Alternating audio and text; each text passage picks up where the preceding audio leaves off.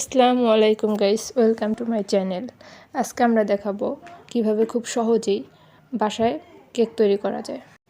Cake তৈরি করার জন্য আমরা নিলাম ডিম, চিনি, তেল, ময়দা, ভ্যানিলা এসেন্স এবং বেকিং পাউডার।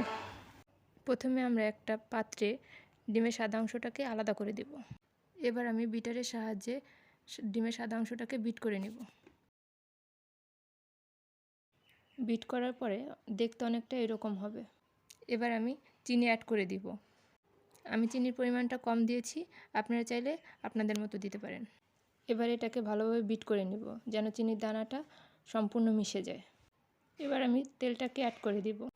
আমি তেলের পরিমাণটা কম দিয়েছি, আপনারা চাইলে কম বা বেশি দিতে পারেন। এবার আমি সামান্য পরিমাণ ভ্যানিলা এসেন্স অ্যাড করে দিব যেন ডিমের ফ্লেভারটা না আসে। এবার ভালোভাবে বিট করে নিব। এবার সামান্য পরিমাণ লবণ অ্যাড করে দিব। এবার আমি ডিমের কুসুমগুলোকে অ্যাড করে দিব।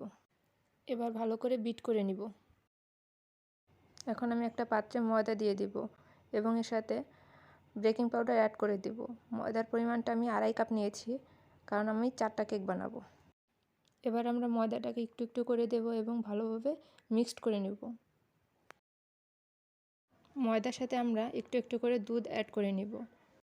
এভাবে আমরা দুধ এবং ময়দা একটু একটু করে অ্যাড করে ভালোভাবে মিক্সড করে নিব।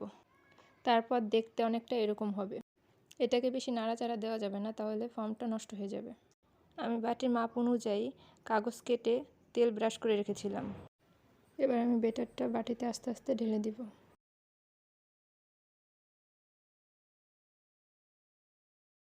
এবার আমি বাটিটা আলতো করে ঝাঁকিয়ে নিব যেন ভিতরে কোনো বাবলস না থাকে। এখন টেম্পারেচার দেব 180 এবং টাইম দেব 40, কারণ এখানে আমার কেক 4টা। ওভেনটা আমি আগে থেকে গরম করে রেখেছি। এবার আমি বাটিগুলো ওভেনে দিয়ে দেব এবং ওভেনটি অন করে দিব। এবার কেকগুলো একে একে বের করে নিব। কেকগুলো দেখতে অনেকটা এরকম হবে। তারপর আমরা একটা কাঠির সাহায্যে কেকগুলো দেখে নিব যে পারফেক্ট আছে কিনা।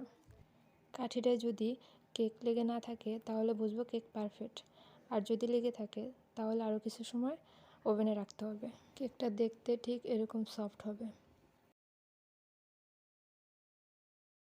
আপনাদের যদি আমার ভিডিওটা ভালো লেগে থাকে তাহলে অবশ্যই সাবস্ক্রাইব করুন এবং লাইক, কমেন্ট, শেয়ার করে বন্ধু হয়ে আমার পাশে থাকুন।